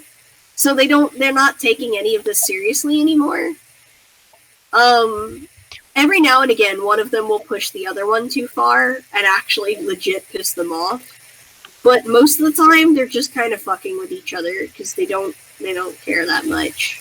Neither of them thinks that they're actually gonna win or lose this conflict because this back and forth has been going on for so long, and they're only even fighting each other because they don't have a choice in it. So, you know, it's just business. There's nothing personal attached to it. Yeah, in my story, speaking of the chaos thing, in my story, Sonic, Shadow, and Chaos himself are really the only like major. Like Knuckles doesn't use chaos energy for his powers. Yeah, high level chaos power types. Yeah, like Knuckles. And basically, Sonic's powers messing up is also messing with Shadow, so they have to come to a head. And then later, Sonic transforms into Dark Sonic, and he starts being a jerk. And then Sonic and Shadow fight. Dark Sonic appears in Reborn actually on a couple of occasions, and it's established that in the 10-year time skip, Dark Sonic is a form that Sonic has learned to channel and utilize semi-regularly-ish. And the reason Dark Sonic is the one he's figured out how to use more often is because it doesn't require as much energy as the super form does. Because like in Sonic X, it was triggered with like fake Chaos Emeralds. It doesn't require as much Chaos energy to channel it. So it can be channeled at much lower levels. It is a lot harder to control, and even then, even though he uses it a little more often now and has a bit more control over it, he still kind of turns into just a violent asshole when he uses it. So it's still not something he totally controls. Basically, Dark Sonic in this, so Sonic has the chaos imbalance I talked about before, right? Where it's all going wrong. He has a Dark Sonic and also a Light Sonic in this one. I would think that Light Sonic would basically just be Super Sonic. For me, Super Sonic is like neutral. Oh, right. So you're making this. So how do you distinguish them design-wise? Basically, Light Sonic, Dark Sonic and Dark Super Sonic are two different things in this. Dark Sonic is Sonic with dark blue fur and glowing green eyes, and Light Sonic is Sonic with light blue fur and glowing green eyes, but the Dark Super Sonic is the way he looks in X. Right, yeah. You know Smash Bros, right? Wait. I'd like to ask AAR one more thing because this is something that gets brought up in the thread, so I'd want to ask her before it's too late. All right, you can ask. Okay, so AAR, what would, just because people keep joking about it, what would if you actually did get did become the head of IEW and knowing you have to write under those band-aids, what would it be like? Well, for one, I think one of the first stories I'd probably write would be Blue Moon, because I love that story and it works with mandates, and I think it would be a good story to do. I would probably want to throw in a story with Amy that's Amy-centric, where she's the main character and the hero, because I like her and I think she needs more opportunities to be the hero. I'd like to try and come up with opportunities to pair off characters that don't normally get to interact very much. You would probably see a lot more ship teasing from me, but I would probably also mostly stick to ships that are largely uncontroversial, like Sonic and Amy, or Knuckles and Rouge, or maybe even ship teasing some Shadow and Rouge, just because I know people like that one, and why not throw people a bone? It's a popular enough ship. I mean, not enough that I'd be breaking any mandates, but just enough to, like, give some fun character interactions for people who like those ships. I think a big driving factor for me would be exploring relationship dynamics between characters, and giving screen time to characters that have been neglected would be some big priorities of mine. The arcs that I write would probably end up being a little longer than Slashy's, possibly because I would want to write them as if they were a game, and I'd probably want to structure them as if they were games. Well, I'm actually curious. Well, one thing I'm curious. More like, huh? Well, there's two things I'm curious about. What do you think? What is your hopes? Or do you know that Evan Stanley's taking over? And if so, like, what do you think about that? And I think more importantly, the second part. I'm not care if you don't like it, because I know that Ghost of the Future wasn't exactly a great comic. So when it comes to Evan Stanley, like here's the thing. As an artist, I think she's a really good artist, and I do like her art a lot. But like as a writer, reading Ghost of the Future, at the very least, it's like bunny trails from hell. The story just hops around constantly. It'll introduce plot elements that it then never really follows up on or explains. And I've heard that sometimes she explains those plot elements in, like, her other social media platforms. Well, have you read her? That's asinine. Have you read her Silver story in the Archie? I've universe? not read that, and I might give it a read sometime. It's pretty good. Yeah, it might be better, but I don't know what to expect from her for sure, but I definitely am concerned that we might see more of those, like, bunny trails where stuff isn't really being explained properly. The outline I've seen for the Chow Race story that's coming up does not instill a ton of confidence in me, because it looks it seems like a mess. It looks like she's essentially, here's what I think she's doing with this whole, like, mysterious stalker character. I think Evan has another story planned for, like, the next arc, and she's trying to essentially set that up in this one. And it worries me, because sometimes that can kind of turn into a habit of every story becoming an advertisement for a different story. Some people have made that complaint with, like, say, DC movies sometimes do this, where, like, people feel like they watch the movie just so they could get an ad for a different movie. And I feel like that might end up being a problem with her, that she may just have this habit of constantly setting up future stories in her current story at the expense of the story she's currently telling. And but the stalker character is, like, are you talking about the guy in the cloak on the one cover? Well, like, I was reading I haven't seen any covers. There is dinner in the crock pot. Go get your dinner.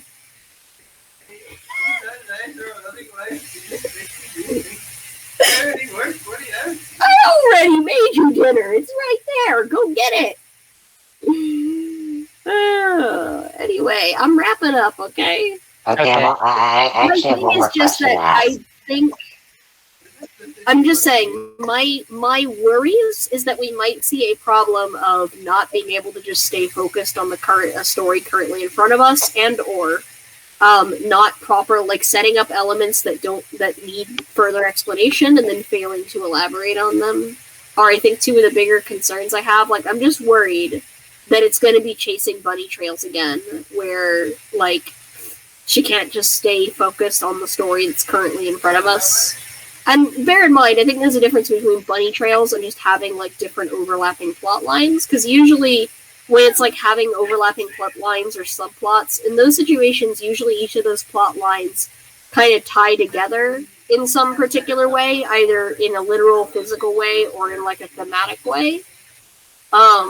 But with Evan, it kind of feels like there's a lot of elements thrown together that don't really have anything to do with each other. We don't really know yet, because for the... It's sure we don't know, but... I don't know yet. I'm not saying for sure that this will be the case. The point she's making is that we know what her writing style is like, and we can see elements, at least from plot formation, that the same problems that have plagued Ghost of the Future are starting to rear their head here.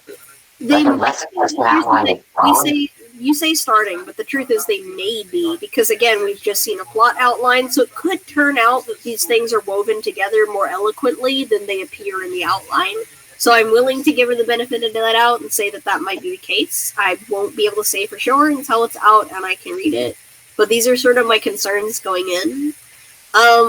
Ghost of the Future has this thing where there's a weird thing I'm going to say, and people might hate me for it, but I think the earlier chapters of Ghost of the Future are actually a bit better written. And I only say this because I recently reread the whole thing, just for funsies, I guess, just to kind of revisit it and, really formulate my thoughts more thoroughly on it.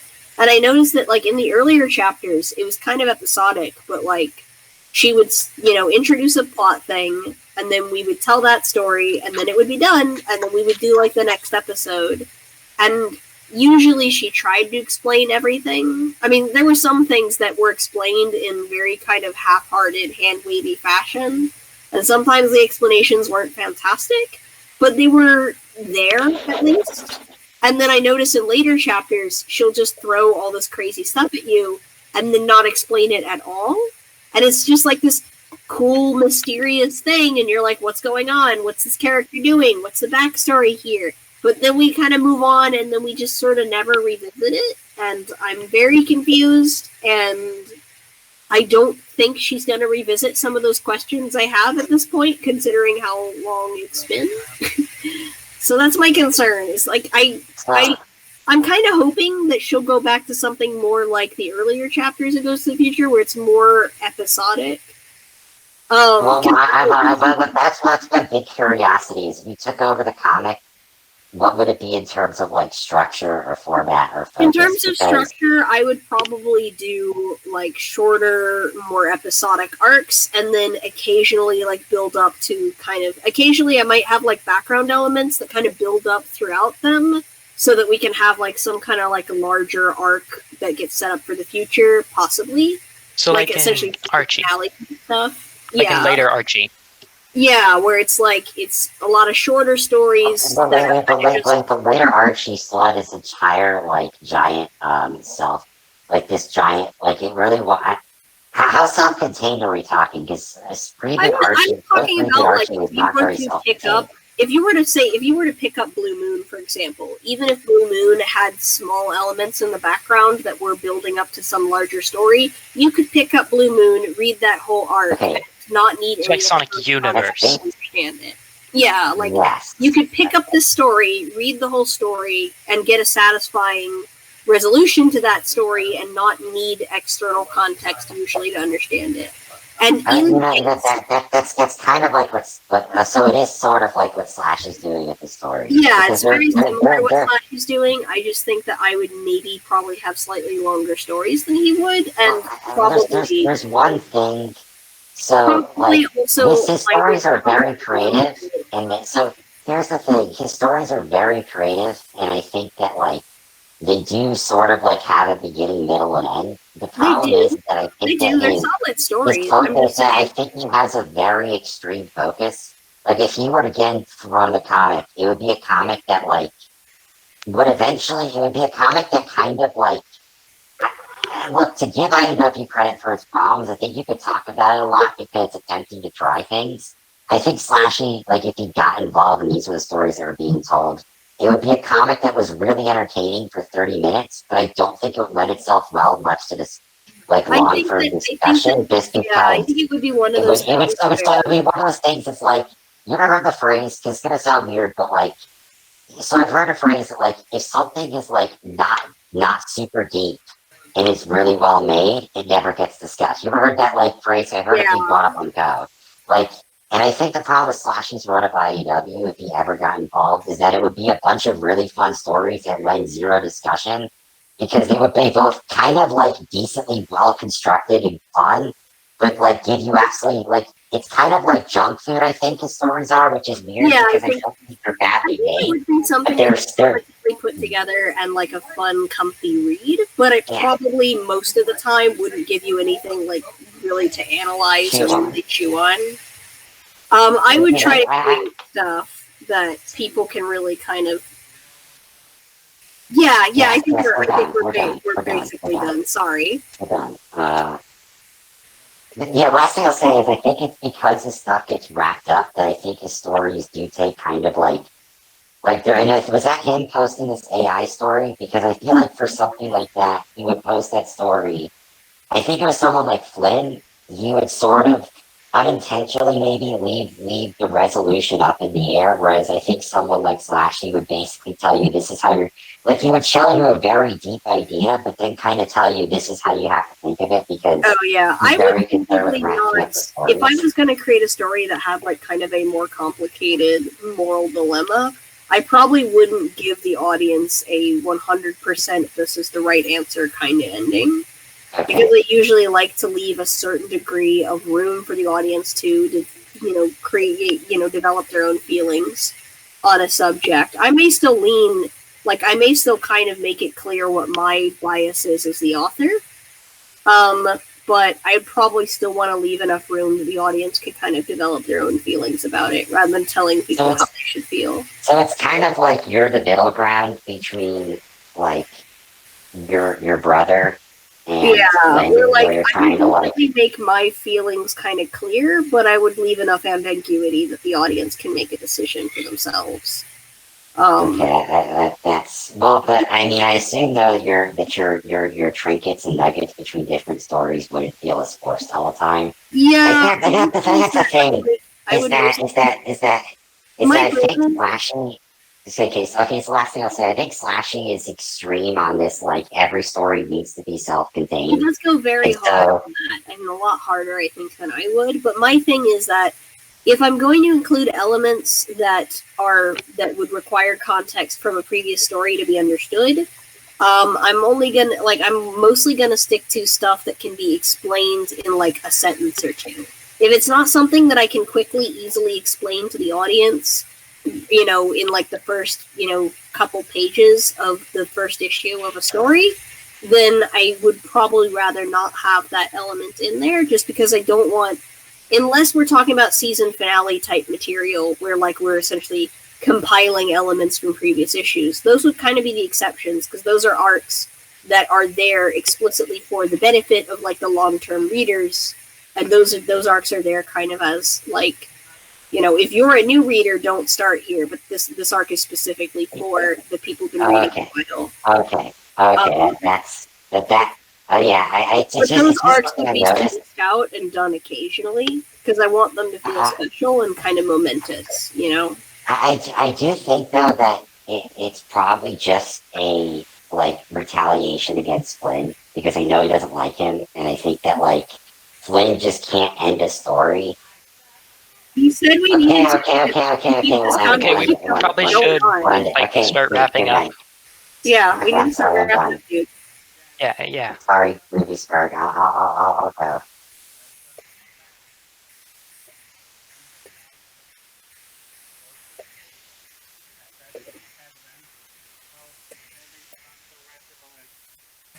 No, I know. I'm fine.